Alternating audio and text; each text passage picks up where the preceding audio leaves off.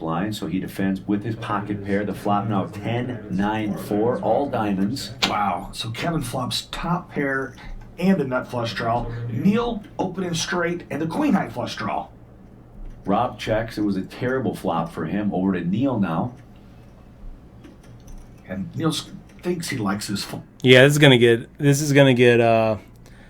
get dirty for both of these guys.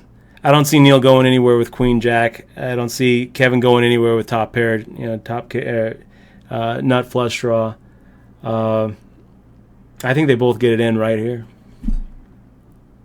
Flop a lot, but he's actually against a hand that matches up very well. Neil bets 80,000. Action now over to Kevin. And Kevin's going to make the call. A little surprised with just a call there from Kevin. I would have thought he might have been a little more aggressive. What do you think, Paul? Making the call on the button there with ace-10. I mean, I'm probably raising it, but I mean, he does have the ace of diamonds. He does have a 10. Maybe he thinks that Neil just has the queen or the king of diamonds here. So, I mean, I don't hate it. I don't hate the just call. But it does suck that he has jack queen. Like maybe it is strong enough where you can slow play. Mm-hmm. I mean, you're making the call here, slow playing the hand. One thing that I don't like about making the call here, though, is I feel like a lot of times you make the call here and the turn can chill your action. I think a good chunk of the time, Neil is willing to, Neil c-betting into two opponents here, 80,000. I kind of feel like a raise allows Neil to go all in here on the flop, and a lot of times a turn card is gonna come where Neil just completely shuts down. Probably not in this situation, but I mean, what happens if an ace of spade comes and Neil checks? I mean, I don't know. What if Neil doesn't have a diamond in his hand, and the river comes, a two of diamonds? I just feel like there's so many times when Neil is willing to get it all in here on the flop. So what would your sizing be if you were to raise here? Would you make it like 220 or less or more? I'd go for about 2.5 times the open. I'd go for about 200. Talked about this earlier. Kevin with just $750 Rob making the fold. Invested Good in this fold, event. standard I love fold. The qualifier system here on the HPT. All right, let's see the turn card. Turn card now is the 5 of clubs. Yeah, I would expect Kevin to get a little more aggressive now. Still a top pair and a nut flush draw. Neil checks over to Kevin. So now you fire out a bet when you get checked too. Firing out somewhere around half pot. Yep. So Neil Blumenfield's going to check. 140. 140, okay. The bet is now Somewhere around half 140,000 pot. by Kevin. I like that bet sizing. A little less than half the pot. Kevin's showing us tonight here on the HPT that he knows how to play poker. He definitely has game. All right, Neil makes the call. And now if you're Kevin, you just maverick the diamond right here. And if you're cheering for Neil at home, you better hope a diamond doesn't come on the river. The river card is the 7 of clubs. And a blank for Neil. Oh, does he bluff it? Does Neil bluff it? No. Neil's going to check over to Kevin. Both players check. So Kevin wins the hand. He's now our chip leader. But how about the card rush that Marty's on? Man, there's so many chips in there. 600,000 chips in the middle. You've got queen high. It's so tempting. It's so tempting just to like barrel out. It is, but I mean, what is he repping if he barrels there? He's representing something that can beat ace high. You're trying to get the ace, the ace jack and the ace queen and the king queens to fold is basically what you're doing. And he made it look like he fired out, took a stab, and then he's check calling. I mean, his hand really looks like what it is. Looks like king queen with a diamond or jack queen with a diamond, or maybe a pair that doesn't beat the 10. Mm-hmm. I think, it's always such a sick feeling, though, when you check and your opponent checks back and says he missed and turns over like king queen with a king of diamonds. You know, That's and true. you're just like, oh my gosh, there goes my tournament life right there. It's 600,000 in the middle. You know, the pot got away from him. I think if I'm Neil, I don't think I'm going to be able to help myself. I think I'm going to have to. I think I'm going to have to take a shot and just hope that my opponent has ace high there or king high there, and you can get him off of it. Because you're not going to get him off of a lot of hands, but the pot is so big. I feel like firing out a little more than third pot maybe. What would you think? How about this play? What if Neil fires out, and then he checks the turn, and then check raise bombs the turn, or makes it looks like 3x the guy's bet on the turn. Check raises the turn. I mean, check raising the turn definitely makes it look like he's got an overpair. I mean, I would be strong. yeah. It looks like he's got like a jacks or queens type And a lot of hand. players with only one card to come, and even though they have the nut diamond draw, they can find the fold. Yeah, they could. I don't hate it. And then when you get called, you still have outs. So I would feel better about check raise bombing the turn than I would about just check calling and then giving up when you miss. The pot's I like a 600,000. check raise turn instead of a bomb on the river. Yeah, I think I'm going to agree with you. I think that's probably a better play. But the way that he played it, check calling the turn, and now there's 600,000 in the middle, and you've got queen high, and the diamonds didn't get there, and you could put your opponent on an ace high type hand, or a king high type hand, where maybe you can push him off of it. I feel like there's enough of a chance that that's what his opponent has there. I think I'm as played. I think I'm going to go ahead and fire out a bet, and I'd lose. That this is the hand where How much does Neil have left after this hand? That's what I'm wondering. I don't think much. I think that he's probably. I think he has somewhere around half of what that pot was. So I think that if if he's going to fire in, it's probably going to be an all-in bet. So I'm just thinking, could he have made a bet on the river that's not an all-in bet and still, because you make a bet that looks like a little bit of value on the river and save your tournament. I don't know. Is that possible? We'll find out how much he has right here. From the bottom of the basement to the top. Always lots of fireworks here on the HPT, and we'll have more after this quick commercial break. You got anything you want to plug on this commercial break, Paul? No, not really. Welcome back to the HPT. I'm Robert Williamson III, and I'm joined by my buddy, James Larson. James, you've been here a little longer than me, so help me out. What is your favorite part about the HPT? Well, it's very simple for me. The players. We've met so many great people on the road with the HPT. That's my favorite part. And of course, all the great steakhouses that we get to eat at, just like the one here. Sure making me hungry just talking about it. I think it's about the third time they've talked about the steakhouse there at Grand Sierra Resort. Take a look at the chip. Those count. guys are Kevin getting up hungry. top, but the real story has been Marty. He was Okay, so Neil had 525,000. So actually, a good chunk of chips in front of him. The pot was 600,000, so he had less than the pot, but still right around the middle. the bottom of the list, and now he is second in chips. And he bluffed his way to some of those chips. And I think that this is I think this graphic is wrong because I don't remember ninth place being 14,000. I remember ninth place being like 6,000.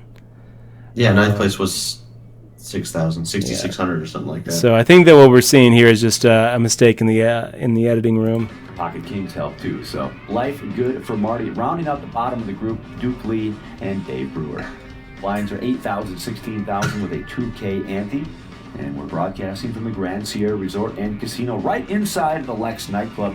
Talked about how great this place is. You never have to leave the property. 50,000 square feet of gaming space, 2,000 hotel rooms, 10 restaurants, a 50-lane bowling alley, a movie theater, a wedding chapel, a pool, sports book. The list goes on and on. It's absolutely beautiful out here in Reno, Nevada, the biggest little city in the world. Larry's going to raise to 35,000 with his ace-5 of hearts. There's something about ace-5 when it's suited in hearts. It just looks good. Well, you just like to say the steel wheel. Yeah, That's what you want to say. I love saying this. I feel like Larry is using his image here. It's an early position. Raise with ace-5. Steel wheel. I mean, this is usually going to be a fold for me. 8-handed. I think he was under the gun, right? Yeah, it's pretty early. Yeah. Marty wakes up with another big hand, 2 jacks. Oh, just a lot of momentum here for Marty. He's very calm and cool. He's got a good table demeanor. Just looks very comfortable. He's got pocket jacks, and he's going to make the call. It's fun when somebody else does your raising for you. Yeah, it's only not fun when the rabbit's got the gun. Yeah, you're right about that. The flop is 7-4 deuce. Good flop for Marty. I like this. He's going to check over to Larry, and again, let Larry do the betting for you. Yeah, Marty's with the overpair. I don't mind that check at all. Check call, or I'd prefer a check raise here. Larry does have a straight draw. I don't know what Robert's talking about. Preferring a check raise if you're Larry. I mean, Larry has the pre-flop, aggression. I think firing out a bet is fine on his part. I don't like check raising. I think that a lot of times you're going to check and Marty's just going to check back. I also kind of feel like Marty should be making a 3-bet here with pocket jacks. If you're not 3-betting with jacks, then and you are 3-betting with bigger hands, you're just going to be giving away your hand strength too much. Pocket jacks should be in that 3-bet range. Larry looked like he's. You kind of broke up there at the very end. So doesn't Larry look like he's pretty tight? I feel like, yeah, he does, but pocket jacks is still good enough. I feel like, Larry probably has worse than pocket jacks, even with a tight range.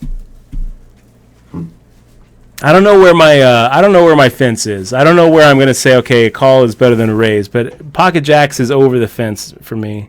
I mean, I think for me, for a younger player, I'm going to be 3-betting a younger online type player because I know they're going to be opening early position light. But if I feel like I haven't seen him get out of line yet, I do like to just call with jacks. The bet is 50,000. He does just that. Marty with the check rate. I like the amount here. His 2.5x raise. I think that's fine. I think it's a good sizing by Marty. He's going to raise to 125,000 Total? Larry's 66 years old. Fumbling some chips His there. biggest accomplishment he put in his player profile is just still being above the ground. I guess we're all pretty happy when we wake up every day. Another day this side of the flowers. So what do you think? You fire out the C-bet. You get raised. You've got ace-5 of hearts here. You've got the runner flush draw. You've got the gut shot straight. You've got the ace. Are you calling the 2.5x raise on the flop, Paul? I mean, the only way I'm calling with ace-5 is if I think my ace-high is good here. Otherwise, your hand, what are you trying to rep? Just calling. I don't know. I don't like it. I don't think so. I'm not going to call for a gut shot and backdoor hearts and the ace. I feel like I'm probably making the fold as well. But if you're making the call, I guess you should probably be prepared to fire something out if a king or a queen hits, so you can kind of represent an ace-king or an ace-queen. I mean, you always want to have a plan for the hand. So if he has a plan for it, then okay, well, let's see what he does. But if he's just calling to try to hit it, I don't like it. I think putting Marty on somewhere around where he's at, some sort of pocket pair, 8s, 9s, 10s. I don't think that I would put him as high as jacks, but I'm thinking 5s or 6s or 8s or 9s, somewhere around there. With the ace-5, you're gonna get blown off on the turn. When you make the call on the flop, it's not gonna go check. It's. That's So you can kind of fool yourself into thinking here. Okay, well I've got the gut shot straight draw outs, and that's true. You got 4 outs. You've got the 3 outs to an ace, so you got 7 outs there. And you can say, well, let's go ahead and add 5% for the flush draw. I don't think you can add 5% of the flush draw because I think that the flush card comes out, and you're going to get blown off of it right here. So you're pretty much 86% of the time going to miss on the turn and get blown off. Come on up. Turn card now. And the other problem too is that you hit your ace, you're not really going to get paid off. You're not going to be able to stack the guy when the ace comes. The 3 comes, that's really your dream card, but that's just going to happen so rare. Is the 9 of diamonds. No help for Larry. And Marty's got to be happy with Well, this board, but he's going to check over to Larry. I don't like that check at all. You can't let free cards come off there. No, I have no idea what's going on in this hand, Paul. I thought that Larry was first. I thought Larry opened pre-flop with ace-5. Isn't that what we just saw? And now we're That's seeing... what I thought as well. I'm confused. Yeah, I'm pretty confused as the well. river card is safe. It's the 8 of hearts. Feels like a pretty blank kind of card. So Marty's going to make a bet here at 90,000, and Larry's going to fold. The winner of the hand is Marty. But when you give free cards, it's always scary. Marty's best finish on the HPT. Okay, so Marty was in the small blind there. Didn't 3-bet from the small blind. Check raised on the flop, then fired out on the turn. That makes a little bit more sense. No, Yeah, it makes a lot more check raised on the flop, checked on the turn, fired out on the river. Okay. 8th or better. Well, that's a big improvement right there alone. The winner tonight's going to go home with $59,494. We started with 155, 8 players to go, and we'll have a new champion. And now the new champion goes home with not just the cash and the title, but we give you a silver bracelet as well. And a gorgeous one it is. Action on Neil Blumenfield. He almost won himself a World Series of Poker main event bracelet, finishing 3rd here not too long ago. Okay, so this is pretty interesting. Definitely a different way of raising for Neil, right? Before, he was very good at, that's really cute. Really good at standardizing and, taking his time and then not saying anything. Here he's got pocket queens, announces it. Action on Neil Blumenfield. He almost won himself a World Series of Poker main event bracelet, finishing 3rd here not too long ago. What a great payday, though. It's just so fun. Announces it, and then stages it, and then pops it out.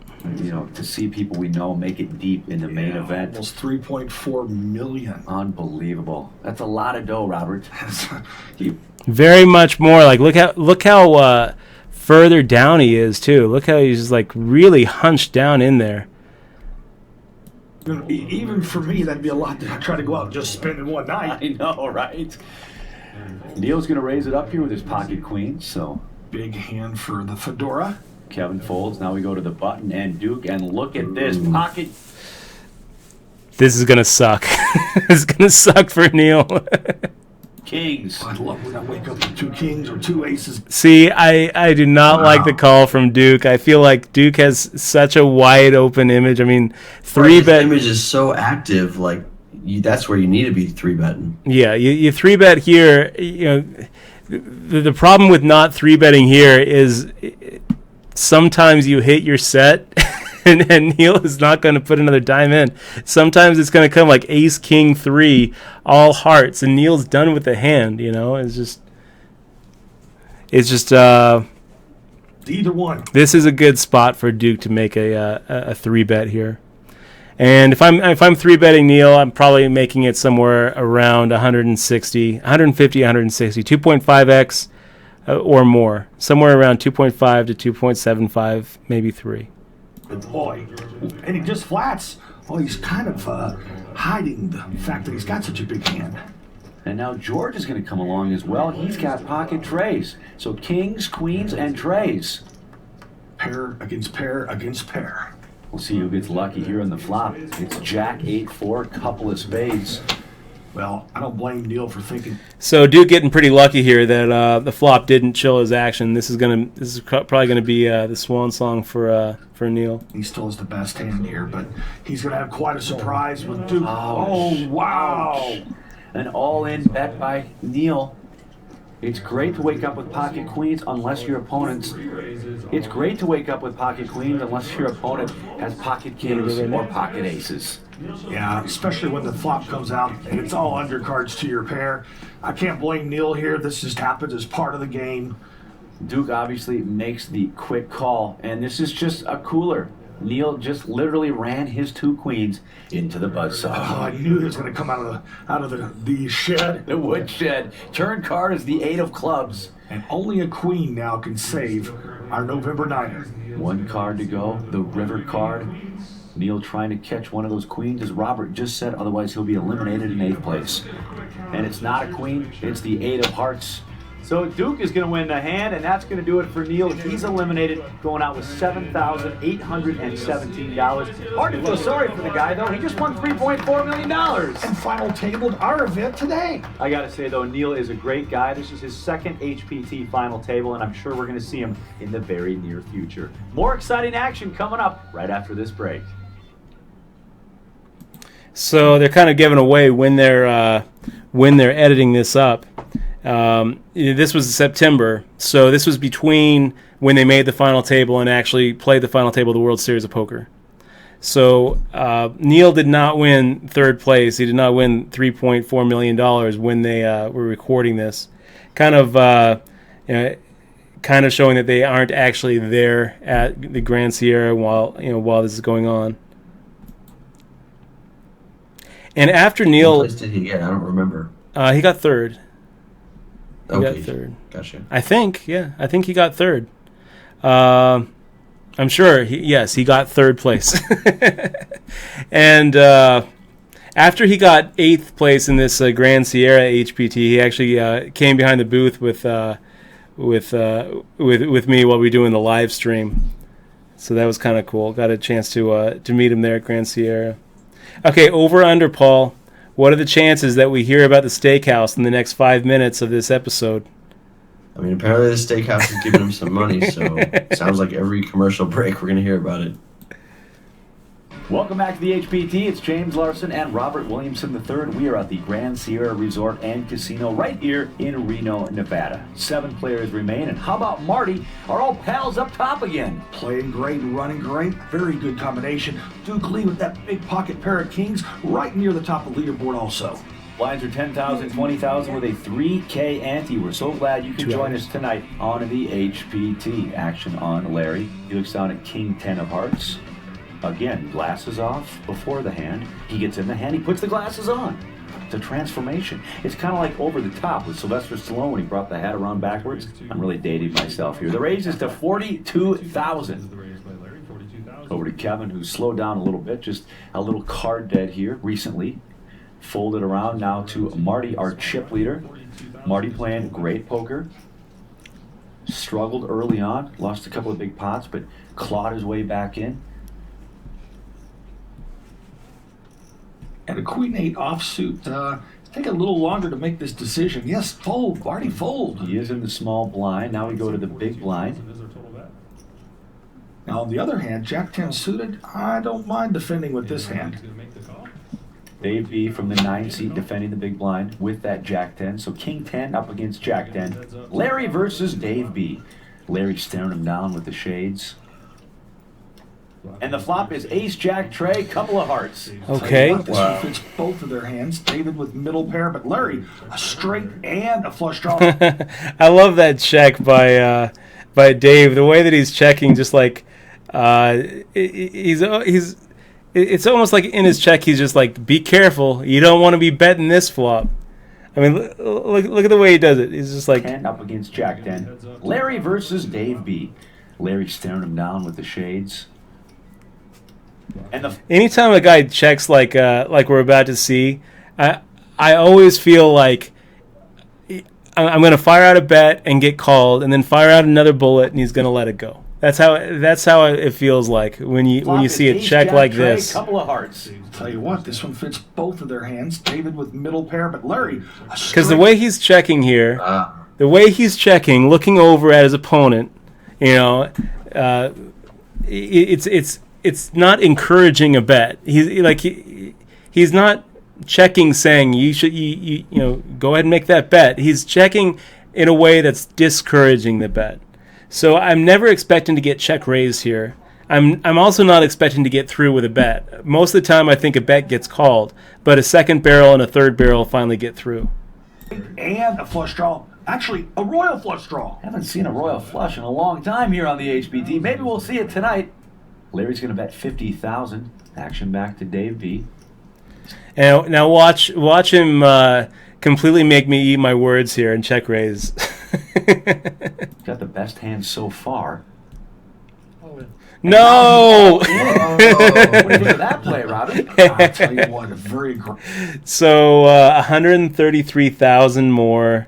Larry's getting 2.5 to 1 to make the call with King 10 hearts. Seems like this is going to be a call. He's got 12 outs twice.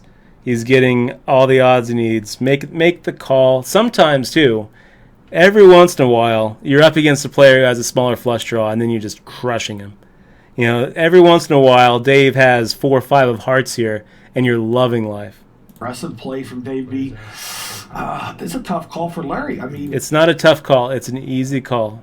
even though he's got a great drawing hand, that's a lot of chips to be putting in the middle of the pot with no pair yet. He is going to make the call, and you're right. He's just on a draw here. So we flip over the cards. Dave B's going to see he's currently in the lead. Larry has so many outs, though. I like when he says Dave V is going to see that he's currently in the lead, and then they show the equity matchup, and it's Right? well, he's No. not actually in the lead. Does Pretty close. a heart, a queen for a straight, and a king even gets him there, and wow, right there. The 8 of hearts comes on the turn, so Dave B is drawing dead. And the river card is the Jack of clubs, so Dave Brewer from San Jose, California. I can't help it. I got to rewind it here. What is he got in that little baggie there? What, like Lucky Apple Eight chips of or hearts something. comes on the turn, Trail so mix. Dave B is Trail drawing mix. dead. Got to put that in your pocket. And the river Put the card trail is mix in Jack your of pocket. clubs, so Dave Brewer from San Jose, California. He's going to go Dave. with a nice payday, though, $8,918. Well, Robert, it was a fun week here at the Grand Sierra Resort and Casino right here in Reno, Nevada. I got to say, I love the bowling alley here. Not many properties have a bowling alley, but right here they've got one. It's great. Unfortunately, not one of my talents. All right, we start with Larry. He's going to raise to $42,000 with his ace jack. 42,000 actions to Kevin. Now over to Kevin on the button. Pocket deuces. Well, the only thing I don't like about deuces, or any small pairs for that matter, unless you flop one, unless you hit a set, it's just not a good hand. Over to Duke in the 4 seat, 42,000. And Kevin is going to go ahead and fold it. The small blind folds of Duke. Yeah, what do you think of this? You got pocket twos on the button. You got Larry making an open in the cutoff. Seems to me like pocket twos is a 3-bet here. And I know you like 3-betting those pocket pairs there, right? I do, of course. Yeah. I mean, your opponent probably doesn't have a pocket pair. The thing is, even when he does, even when Larry has like 5s or 6s here, there's so many times when he's got a pocket pair where a 3-bet sometimes gets him off of it pre-flop. And if it doesn't, you can get him off of a post-flop when he misses the set. You don't want to be putting yourself in a situation where you have to hit a set or you fold when you're at a final table with these kind of stack sizes. Early on in a tournament, it's okay. I think set mining early on in a tournament is fine. But it seems to me like you're on the button, everyone folds to the cutoff, you've got any pocket pair, that's strong enough to go ahead and fire out a 3-bet when you're on a final table like this. Yeah, I mean, the only way I'm just calling in spots like this is if I feel like I'm really owning that opponent post-flop every time. Yeah. So Larry makes the raise. I kind of like the way Larry's been playing in the last 30 minutes of this episode. I mean, he's definitely opened up. He was playing super tight early on. He's got the image of a super tight player. He's an older guy, conservatively dressed, and I feel like he's kind of running over the table at this point. Now action over to George. He's going to defend with his ace-9 of hearts. He makes the call, so it's heads up. Larry and Rob go into the flop. Up top tonight for our winner, $59,494. And the flop is 9-5 Trey, couple of clubs. Top pair, top kicker for Rob. But in the meantime, looks like Larry wants to keep representing a big hand. Rob checks. Larry bets $50,000. An easy call here for Rob. Rob is from Long Beach, California. Still heads up here. Let's see the turn card. Told me he met some of his closest friends playing the game of poker. A lot like you and I, my friend. I was going to say, if it weren't for poker, I don't think I'd have any friends at all. 6 of hearts is the turn card. Rob's going to check over to Larry. Let's see the river card. Both players checking, so we go to the river. Pot of over 200,000 chips. The river card is the 10 of diamonds. Will Rob... Okay, so this is a tough one here, right? You're in Rob's situation. Do you go for the value bet or do you induce the bluff? I deuce the bluff myself usually here rather than betting out. I think I go for a like a half pot bet here if I whiff it, if I don't have anything. Okay. So are you thinking that firing out 100,000 somewhere around there is where you'd be I at? mean, because of the way the action went, like the guy takes a stab at it, right, and then on the turn it goes check check again. So obviously he has some sort of air type hand. At this point is what I'm putting Yeah. him on, but I want to still give him that chance to try to think he can take it on the river, and maybe I had a flush draw that missed or something, or just a little pair. So yeah, I'm gonna a lot of times check call the river here. So you're check calling, inducing the bluff. I'm actually firing at a bet here. The reason is because the club didn't come on the end. A lot of times I think Larry can put us on weak flush draws that completely missed. Hands like ace deuce, ace four of clubs, and can actually call us with ace jack. I think that we can get called so weak here. It's definitely one of those tightrope exercises where you're either checking to induce the bluff from hands like queen jack, king queen type hands, or you're firing at a value bet hoping to get called by worse. But I mean, the way that the hand played out, you assume that you're best here with ace nine. So Paul likes checking to induce the bluff. I don't think that Larry bluffs here with ace jack. I think he checks back. He's got enough showdown value. But if he had a hand like queen jack or king jack, maybe he fires at a bluff. And you can never tell what a guy's going to do at a final I wouldn't even mind a weak bet on the river here. Like, let's say we can bet 40,000, making it look like we're putting a stop bet out there to give Larry a chance to think that we look weak when we're actually going to be calling. So actually betting to induce the bluff, kind of taking it to that next level. I think against someone like Duke, maybe that would work. I think against Larry, I don't. I think I'm probably just firing out the bet. We'll see what happens what do you think Rob does? If Rob was in Larry's spot? No, what do you think Rob does right here? What is he going to do? Is he firing out the bet or is he firing out the check? I think Rob's checking. I think he bets. Rob bet this time. Yeah, I think he needs to value bet here. There's my boy, Rob. He's going to bet 80,000. Larry folds and doesn't get the hero call from Larry. I'm thinking that Larry is making a call with a lot worse. What did they say he bet? 80,000? 80,000 into 212,000. Rob is going to win that. So not betting to induce a bluff. He's just betting straight for value there. And that's all the time we have for tonight's episode. We'll come back next week. We'll have 6 players, but I got to say, we saw some great poker tonight. The poker was fast and furious, and it shows that you don't necessarily have to have the best hand to take down the chips. Now try to join us at an HPT tour stop. Log on to the website, www.hptpoker.com. Who knows, maybe you'll be playing on national television for the Unreal Cash. And I think this guy's going to play a couple of upcoming events. I am, and I'm planning on adding some jewelry to my collection. All right, we'll see if that does happen. For Dana Workman, he's Robert Williamson III. I'm James Larson, and we'll see you next time on the HPT. All right, let's get some steak right next time. down, put on your poker face, you with the big dogs now. Better bring your best game, dog. Trash all you want. Okay, so what do you guys say we take about a 5-minute break and come back for the episode 2? We down? Sounds good to me. I kind of want to make a drinking game of it. Every time they mention that steakhouse, we could just do a shot. Okay, we'll be right back, you guys. All right.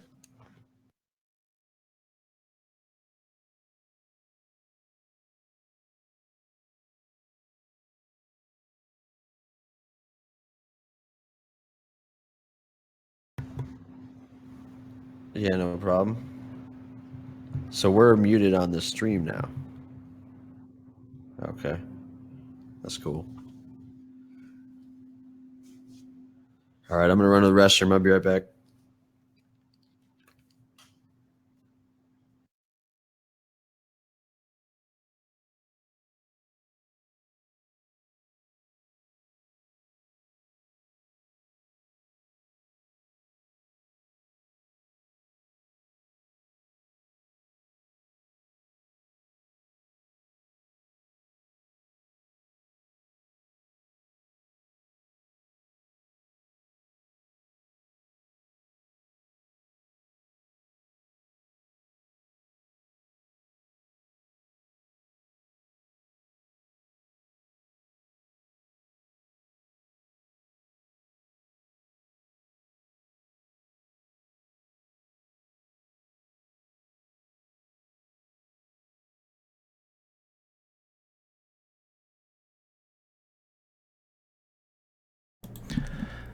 That could have been a disaster, you guys. That could have been a disaster.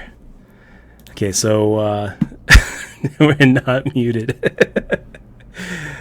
That was great. So, what do you guys think? Louis, it's good to see you on the stream, man. I was there. I actually had that steak. It was okay. I don't think that I would be mentioning. Hey, so yeah. By the way, Paul, we weren't muted. That could have been a disaster, dude. We could have talked. We could have talked so much crap about like something about the HPT or yeah. We weren't muted. That's okay. Okay, we have nothing bad to say about anybody though. So here we go. Let's get to the next episode. Chicago Realty now says, "Hey Dutch, I watched Antonio win the main event of the bike. His final table VPIP was 45%. Is that a typical final table VPIP?" It's definitely going to go up as the field thins. So I think that it's going to really it's going to be.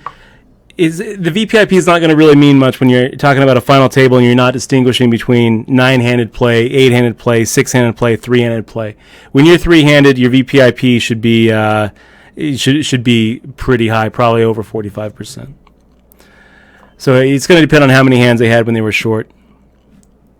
But in general, yeah, I don't know. I don't know. Tonight we conclude our event from Reno, Nevada here at the Grand Sierra Resort and Casino. We started with 155 entrants. We're down to our final 6. One player will go home with the cash, the bracelet, and the title. It's all coming up next on the HPT. This is the HPT. Sit right down, put on your poker face, you with the big dogs now. Better bring your best game. Talk trash all you want. To me, it's all the same. You won't leave with much when you come in second place.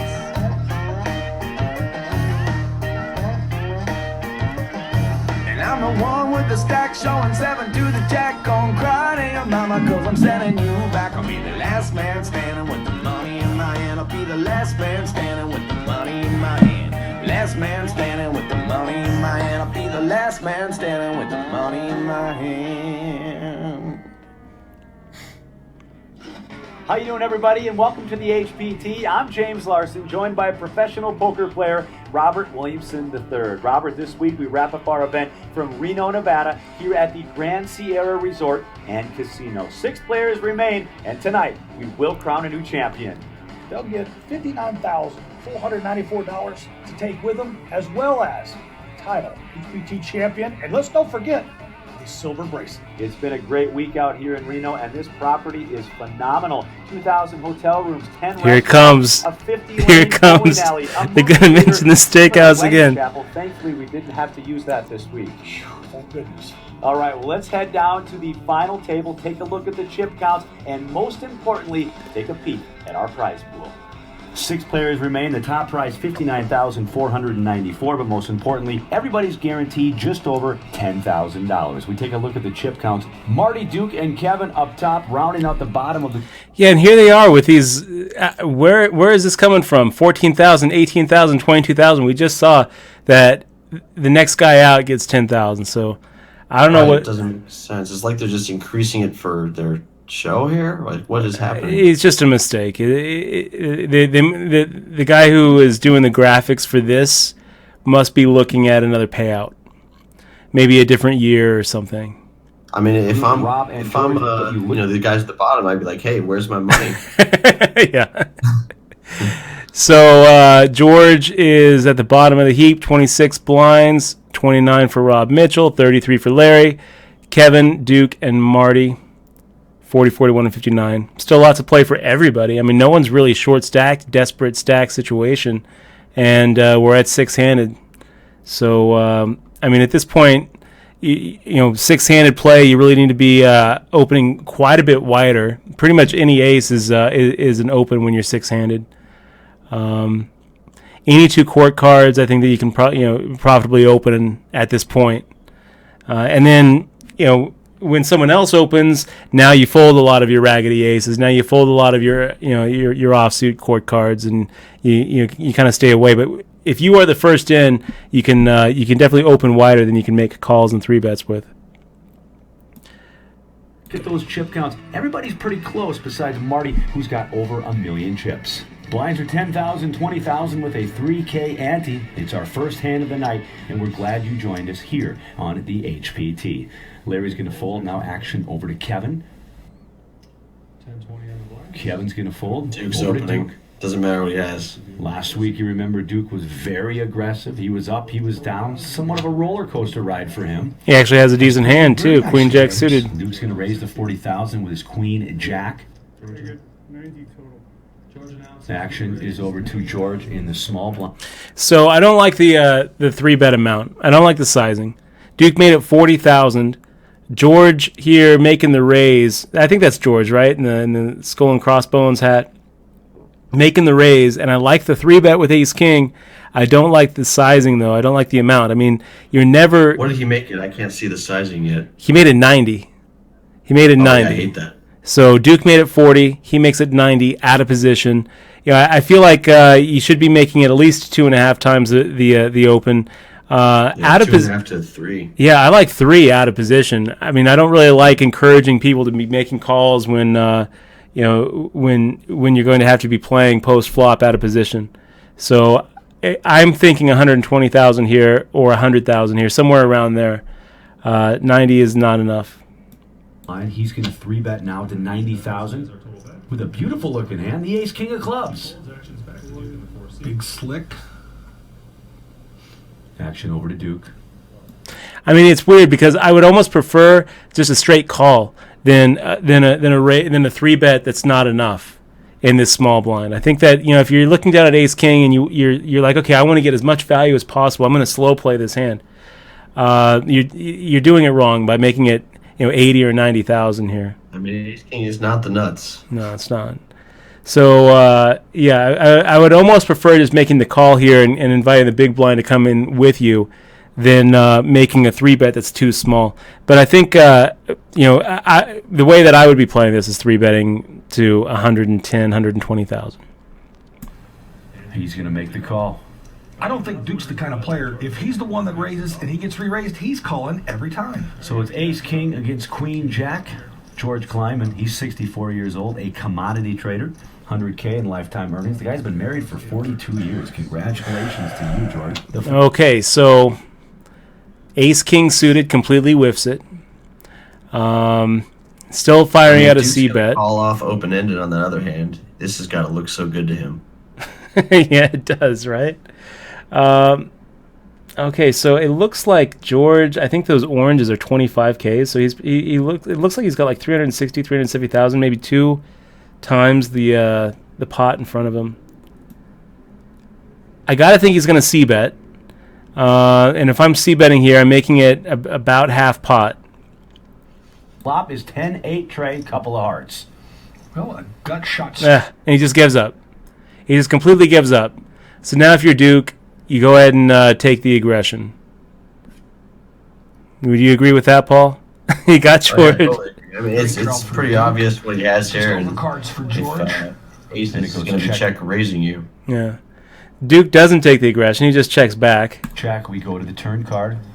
It's the deuce of spades. It helps neither player, and we'll just see who gets aggressive here, Robert. Yeah, like I always say, to the aggressor goes the spoils. George is reaching for chips. 70,000. So even less than he made the 3-bet for. He's firing out 70,000 into 218,000, less than the third pot. He's just asking to be blown off this hand. Duke, make the raise, man. Make the raise. And it's just 70,000. And Duke's got a couple of overcards to the board and the gutter ball, so about a third of there the he pot, goes. Smallish type bet. oh boy.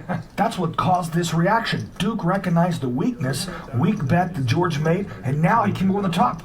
Duke Lee's 31 years old, a professional poker player from Pleasanton, California. Well, George's got a tough decision here. I don't see how he can make this call, even though he does have the best. you can make you can either make the call or the shove there if you're George, because you can put the other guy on putting you on so weak that ace king by itself is a strong enough hand here where I think just putting your head down and making the shove is fine. Yeah, I hate the way George played it. He was basically, when he fired out 70,000 on the turn, when he gave up his c-bet opportunity on the flop, he basically just said, please take it, take the pot away. Duke didn't. He checked back. So I didn't really like that. I think Duke could have just taken it right there. But then on the turn, he fires out 70,000. It's basically like a bet that's just saying, please steal this from me. Here's 70,000 for you to just take this pot right now. I mean, I would have loved to watch George look at it, give a little shrug, and put the rest of his chips in and say, I'm ahead with ace king. Right. And George is going to fold his hand, and the winner of the first hand tonight is Duke Lee. Keep in mind, guys, when you have ace king, you don't have to hit. Ace king is about the same hand as pocket fives on that flop, or pocket sixes on that flop. If you're just letting ace king go, are you also letting pocket sevens go on a 10-8 3-2 flop board? If not, why not? It's basically the same hand. So I don't like. I think that this is a mistake that a lot of players make, is an unwillingness to treat ace king the same way that they would treat pocket twos or pocket threes. Had a great time this week out here at the Grand Sierra Resort and Casino. 50,000 square feet of gaming space, 2,000 hotel rooms, 10 restaurants, a 50-lane bowling alley, a movie theater, wedding chapel, pool, sports book, shopping center, you name it. It all happens right here at the Grand Sierra Resort and Casino. And it's fun to be back in Reno, Nevada, one of my favorite cities here in this great country we live in. Duke's going to raise to 40,000 with his Jack 9. Another under the gun raise, too. Sometimes you represent power and strength by raising under the guns. He's really using these tactics against other players to his advantage. Marty and Larry both folding now to Okay, just to point this out, you can't really. You don't really have the same under the gun credibility that you have in a full 9-handed table when it's 6-handed. There's no more under the gun. It's all middle position. How far are you going to take it? Are you going to say that, you're 4-handed and you're raising in the cutoff? You're going to be like, oh, an under the gun raise here? No, it's. I'm going to have to, disagree a little bit with what Robert is saying, that that Duke is taking advantage of the image of that under the gun spot being tight. I don't think Duke ever really had that image. Especially not at this table, but now when it's 6-handed, I don't think that any of these players are looking at that raise and thinking, "Oh, it's under the gun. It's got to be big." Right. Yeah, it's not. It doesn't have to be ace queen or ace king. It's anything connected now. Yeah. We go, and Kevin. We'll see if he defends here with his 8-6. He's going to do just that. Kevin's 56 years old. He's an architect from Fargo, North Dakota. We have a lot of friends in Fargo. We do. The flop is queen, H7, couple of diamonds. And Kevin caught a little piece of this flopping middle pair. Duke with a... I'm really surprised at Duke's unwillingness to c-bet. I feel like there's a lot of, he's definitely, maybe this is more of a cash game kind of thing, where, before when he raised with a queen jack and got 3-bet and the guy checked to him and he didn't fire out a bet on the flop, he waited until turn and river. And here he is also with the pre-flop aggression, not taking a chance at just taking it down. I feel like he kind of has these delayed c-bets in his head, kind of taking these lines of playing past the flop. I mean, is this just something that you see a lot of cash game players do? No, this is just weird. Just weird cash lines. Game players c-bet more than anything. Yeah. So maybe Duke just knows that Kevin caught a piece of it. Maybe Duke knows the way that Kevin checked says I actually have a pair here. Gut shot straight draw. Both players check. We now go to the turn card. It's the 9 of clubs. Well, that looks like a good card for Kevin. He thinks it's a good card, but actually puts Duke in the lead. Kevin's going to bet 45,000. Kevin doesn't want to hit a 10 here because that'll give him a straight, but also gives Duke a higher straight. Kevin, a real success story here. Got into this main event for just $750. What a great return on his investment. We go to the river card now. It's the King of Hearts. Well, that might slow things down. That card doesn't help either one of them. So both players going to check. They flip over the cards, and we're going to see that Duke is going to win the hand. Well, he hesitated to turn the hand over. I usually say... I think I would have at least thought about making a value bet if I was in Duke's spot. Kevin checking there on the river. I think he get called with a lot of hands like an 8 or 7 or 10-9. I would have thought about it at least. He didn't even think about it. He just as soon as Kevin checked, Duke was right there with him. The first hand over wins. The Duke of Earl is red hot. He wins his second hand in a row. And by the way, he's now our chip leader. He's on a bit of a card rush, my friend. One time I thought I was Russian. Turns out only Irish. I got to work with this guy. We'll be right back after these messages.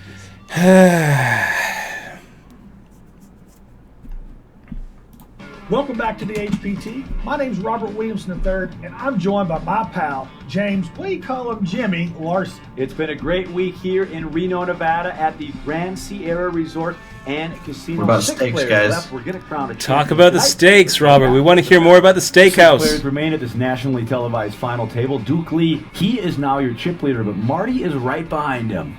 Marty running neck and neck. I love how Duke's stack has just gone all over the place in this final table. He's just been just up and down. He's playing to win, that's for sure. Yeah, I like the way he's playing. Pack, you got Larry, and rounding out the group, Rob and George. The action continues here from the Grand Sierra Resort and Casino. Action is on Marty. Marty's had a little bit of a roller coaster ride at this final table. He sure has. But he's mixed it up and managed to stay on top, so you gotta like that style. It's an exciting style to watch. Action is on Larry. Talked about this last week. He doesn't wear the sunglasses when he's making his decision to play in the hand, but once he's in the hand, he puts the shades on. We call him the Terminator. He makes the call. He's got a suited ace-5. Action now is over to Rob. Rob's going to make the call from the small, and now the option for George in the big blind. I hate it. I talk about it all the time on my stream. I hate these open limps, especially here. 6-handed. I mean, when you make the call there, it's just like, no. I think that if I'm Larry, Marty's open limp is going to induce me to go ahead and make an isolation raise. Rob making the call. I mean, I hate it. I hate it. I'm never just calling with 8-9 suited, 6-handed, always opening. So a limped pot. You don't see that very often here on the HPT. And four-way action. George, Rob, Larry, and Marty all go into the flop. And the flop is 7, 4, deuce, couple of spades. And Rob flops an opening straight draw. Larry with a gut shot. Everybody else with just overcards. And Rob's going to bet $51,000. Rob Mitchell, 37 years old, from Long Beach, California.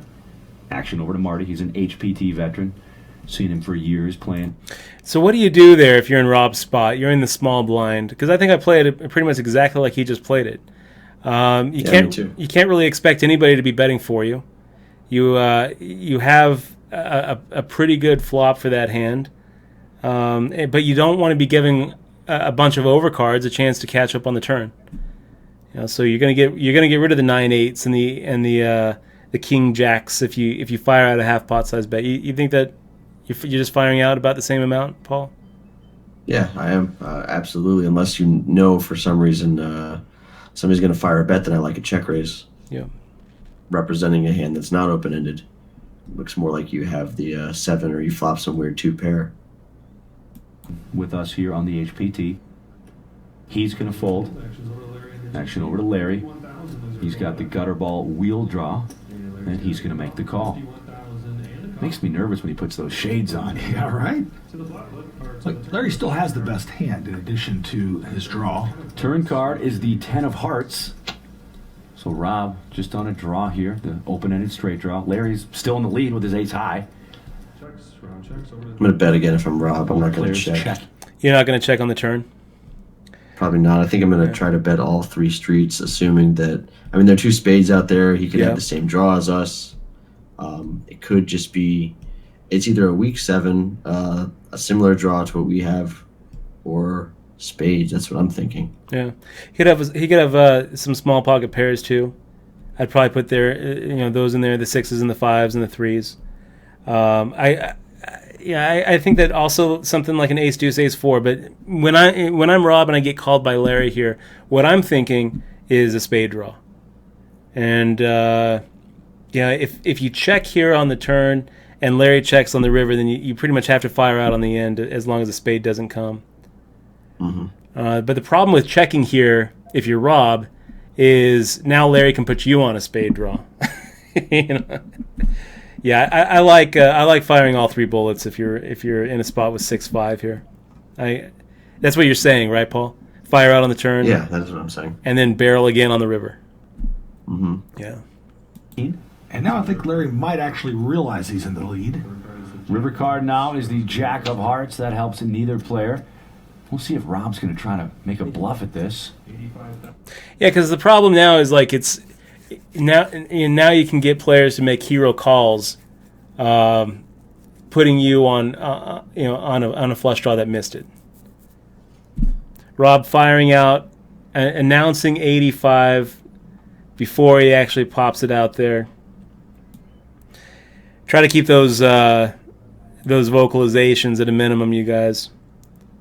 I think that if we had a lot of footage on Rob, I bet that we would see a difference between the times when he announces his raise and then puts them in there, and then just lets his chips do the talking. Do you find when players announce their bets, they don't have it more often? I think, or do you think it's more player dependent? A lot of times it's kind of polarizing. A lot of times it either means a very strong hand or a very weak hand, and you can kind of you can kind of eliminate a lot of kind of the marginal hands that maybe he would be value betting. I think it's a lot of times player dependent. And a lot of times you're going to see players who will vocalize, on both ends of the spectrum. But one thing that I would suggest is that the longer it takes them to actually put chips out after vocalizing, the more likely it is that they're strong, just in general. And it's so dangerous to talk about general tells, but we saw it a little bit before with Neil. With the pocket queens, he announced how much he was going to make it, and then he took a long time to actually put it out there. I think that the more the more time there is between the time you announce your bet and how much you're going to make it, and the time the chips actually end up in front of you, the more likely it is that you're strong. Whereas here, he's making the announcement and he's kind of nonchalantly putting them out, like, this is going to be a value bet. I think there's really no reason for him to announce it at all. You're better off as a player, just let your chips do the talking. And the only time when you really need to make the announcement is when you don't have the correct change. So do just that. He's going to bet 85,000. Let's see how he does it again. Let's just rewind this a couple times here. That helps in neither player. We'll see if Rob's going to try to make a bluff at this. 85,000 is the bet. He's going to do just that. He's going to bet 85,000 into a pot of a couple of 100,000. And it's a really tough call for Larry. This is what I call a hero call. It was pretty quick. Too quick for a hand like for a hand like a set or two pair, or like someone who maybe back-ended a spade draw into a straight, like an 8-9 of spades or something. If he had like a very strong hand that he's value betting here, I think that he takes longer for the the setup, and here it's just real quick. It's just he's betting as if he's value betting something on the medium range, which doesn't really tell the story that I think his bet actions are saying. It would be an impressive hero call if Larry can make it. He would really, really take a lot of gumption to call this down. But as we can see, he has the best hand. He makes the call, and he makes the call. Look at that, hero call. I love it, Larry. Hero call. I think Rob making 85,000 into the bet, I think is just too small, and Larry got it into his head that he has a spade draw. He has a spade draw that missed. I think, I don't know. Every once in a while, when you make that call and Rob says "good call" and turns over like ace 8 of spades, I I wouldn't have hated Larry making a raise instead of just making the hero call, but yeah, nice call, Larry. Great call it is. Wow. Larry is going to win the hand. Larry's 66 years old from San Jose, California. He's retired his plans for the cash, just like my broadcast partner. He wants to play more poker.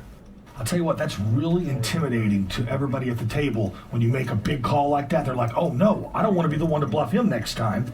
Blinds are 10,000, 20,000 with a 3K ante. It's James Larson and Robert Williamson III broadcasting from Reno, Nevada.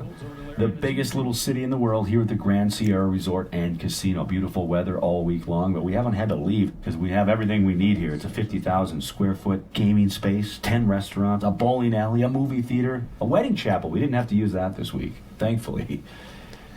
It's the second time they've made that joke in 9 minutes. Kevin. Kevin's going to raise it up. Queen 10, he's going to go to 50,000. To be fair, though, they do they do this part of the episode on different days, and they do the suited up part. So James doesn't know like which version of the joke they're going to use. I guess he was really proud of the joke. He wanted to make sure it was going to be in, but I doubt he expected him to actually use it twice. I'm sure if he was watching the episode, he'd be like, why would you use it twice? You don't need to use it twice. Late position, I don't blame him. Good spot when you're going to open up with a little bit weaker hands. Try to do it from late position. Folded around to the big blind of George with 10-4. It looks like he's going to defend. George is 64 years old. He's a commodity trader, over 100,000 in lifetime earnings. He's been married for 42 years. 42 years. Long time. Shows a lot of dedication. The flop is 2 sixes and an ace, couple of hearts. Once again, the flop doesn't hit either one of 2 these years. George checks over to Kevin. Both players checking. A lot of money on the line, 59,494. Yeah, I don't really like the check from Kevin's point of view. He opened, came ace-6-6, and now he's going to check back.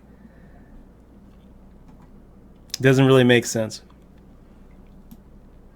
Or is our first place? Yeah, I was going to say a lot of times I'll fire a now on the min-bet. turn.